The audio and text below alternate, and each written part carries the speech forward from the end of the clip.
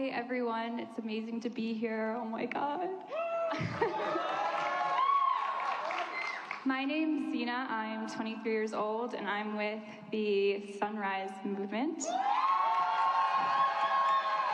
So today I'm here in my personal capacity. I am part of a movement that has changed the entire political landscape on climate just in this past year. And I remember about a year ago today, I was sitting in my college library, scrolling through Instagram, and I saw this video that was so compelling and theatrical, it looked like it could have come out of Hollywood cinema. And it was a video of what seemed like hundreds of young people storming through the halls of Congress demanding a Green New Deal.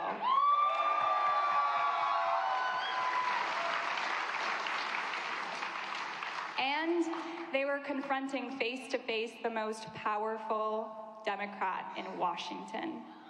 And so I remember thinking two things. The first thing was I had no idea ordinary people could just walk into Congress and confront politicians like that face-to-face. And the second thing I thought was I need to join this movement. So it's been a year, almost a year since that day, and we've done a lot of things alongside other amazing organizations like Youth Climate Strike, Fridays for Future, and 0 Hour, to just name a few. We have made every candidate put forward a climate plan, which is historical. We've created the conditions to have a 7-hour presidential climate forum. We've made the Green New Deal a household name. And just this last Tuesday, we've seen the Green New Deal emerge as the most compelling and convincing political agenda that candidates can run on.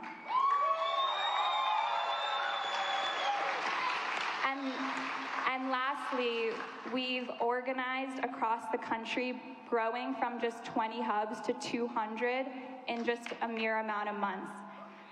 And I'm here today with my Iowa Sunrise Movement, and you guys are doing the hard work on the ground. You are making sure that every young person out here in Iowa is going to be showing up in force in the elections, voting on the Green New Deal. And can I say one more thing? Yeah, go ahead.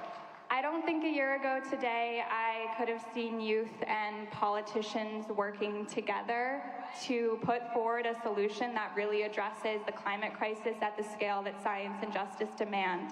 And so Bernie and AOC and Senator Markey and a growing alliance of politicians are doing so, and Bernie has put forth the most ambitious climate plan that we've seen.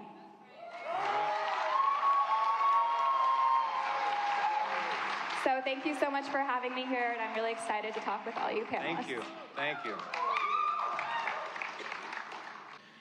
The energy and conviction young people are bringing to this fight today is important, not only to growing momentum for the Green New Deal, but for also ensuring we deliver a just transition into the decade of the Green New Deal. So what does that justice look like? How can it transform our economy, and what role do young people play in this fight to save the planet? Yeah, so I think the story there begins with two pivotal social movements, and that's the environmental justice movement and the labor movement. And they came together to put forward this principle of a just transition. And it said that we need to move our economy away from an extractive one to a regenerative one. And that's an economy that invests in the well-being of workers and in the health of the environment over the exploitation of people and the exploitation of the environment.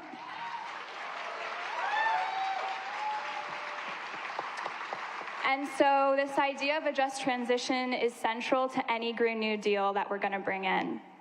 Because what it says is in transitioning to 100% renewable energy and averting the worst effects of climate catastrophe, we're also going to be bringing in a new era of justice and security and democracy to Americans.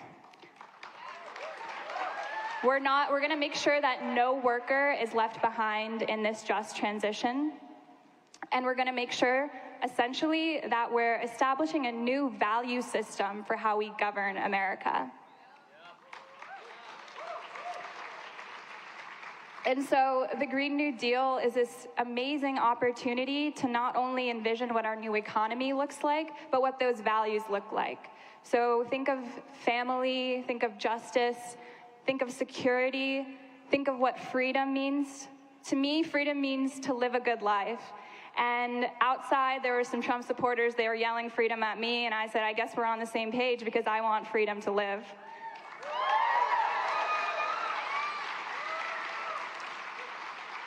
And so, if everyone here could close their eyes for a moment and stop what you're doing and just imagine what an economy that's based on relationships and care would look like. In Iowa, I think it might look like bringing economic control back into the hands of family farmers.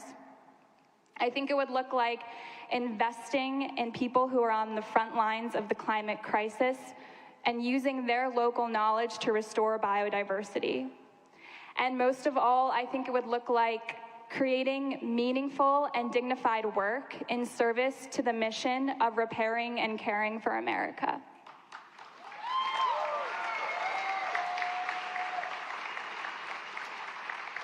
And so, right now, this is the first step in a just transition. Right here, all of us today are embodying the type of vision we want because we're listening to each other and we're imagining where imagination seems to have been lost. And so I'll close this out by saying that I personally think the greatest anomaly of the climate crisis is that we can become better people in how we decide to respond. We can become better family members, better neighbors, better people. And so going forward, I think that we just have to fight for imagination, and we have to not compromise for anything that once was conceived as politically impossible, because now it's politically inevitable. All right. Thank you. Folks, let's hear it for our panel.